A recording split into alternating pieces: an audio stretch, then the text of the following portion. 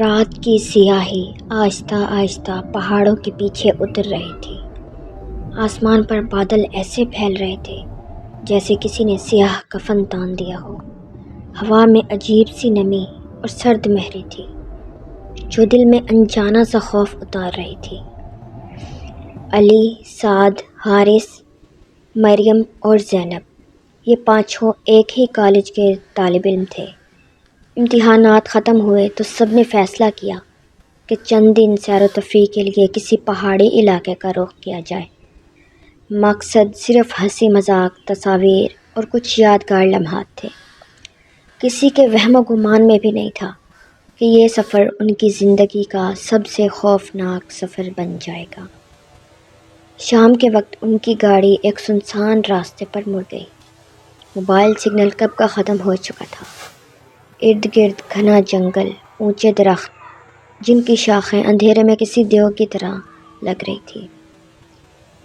یہ راستہ کچھ زیادہ ہی سنسان نہیں؟ مریم نے کھڑکی کے باہر جھانکتے ہوئے کہا۔ علی نے ہنستے ہوئے جواب دیا، ڈرپوک کہیں کی، ایڈونچر ایسے ہی تو ہوتا ہے۔ لیکن سعد خاموش تھا۔ اس کے دل میں عجیب سی بے چینی مچل رہی تھی، جیسے کوئی اندیکھی چیز مسلسل انہیں گھور رہی ہو۔ اچانک گاڑی ایک زوردار جھٹکے سے رک گئی۔ کیا ہوا؟ سب ایک ساتھ بولے۔ حارث نے گاڑی سے اتر کر دیکھا، ٹائر پنکچر ہو چکا تھا۔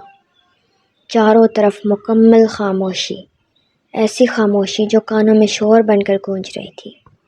اندھیرا گہرا ہو چکا تھا۔ درختوں کے درمیان سے عجیب سی سرسراہٹ سنائی دی۔ زینب نے گھبرا کر کہا، کیا تم نے کچھ سنا؟ اسی لمحے دور کہیں سے کسی کے ہنسنے کی آواز آئی، مگر وہ ہنسی انسانوں جیسی نہ تھی۔ اس میں ایک سرد کھوکھلا پن تھا۔ یہ کیا تھا؟ مریم کی آواز کانپنے لگی۔ علی نے ہمت جتاتے ہوئے کہا، شاید کوئی جانور ہوگا، مگر سعد جانتا تھا یہ جانور کی آواز نہیں تھی۔ انہوں نے فیصلہ کیا کہ قریبی آبادی تلاش کی جائے۔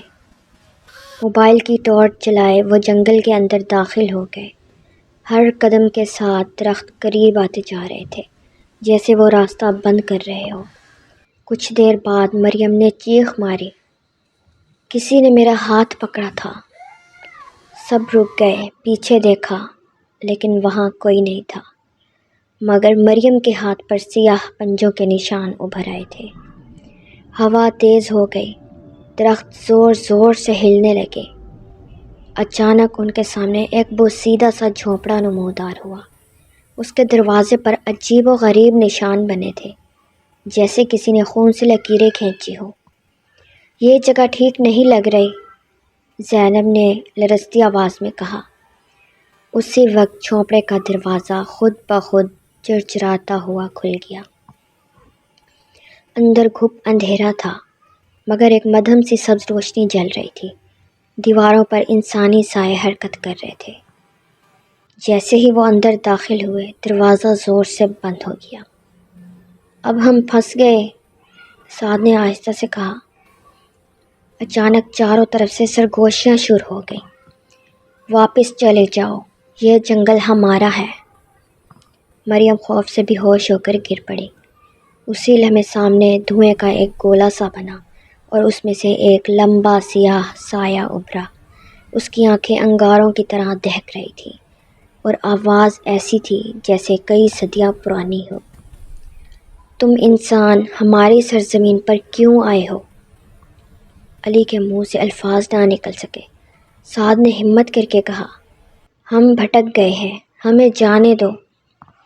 سایہ کہکا لگا کر ہنسا، یہاں آنے والا کوئی واپس نہیں جاتا۔ دیواروں سے مزید سائے نکلنے لگے۔ کسی کا چہرہ جلا ہوا، کسی کے جسم پر زنجیریں تھیں۔ یہ وہ روحیں تھیں جو کبھی اس جنگل میں مر چکی تھیں۔ اچانک حارث چیخا۔ اس کے پیچھے ایک بھوت کھڑا تھا جس کا سر الٹا لٹک رہا تھا۔ پل بھر میں وہ حارث کو اندھیرے میں گھسیٹ کر لے گیا۔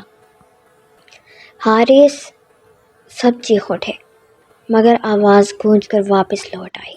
خوف اپنی انتہا کو پہنچ چکا تھا۔ سعد نے کانپتے ہاتھوں سے قرآن کی آیات پڑھنا شروع کی۔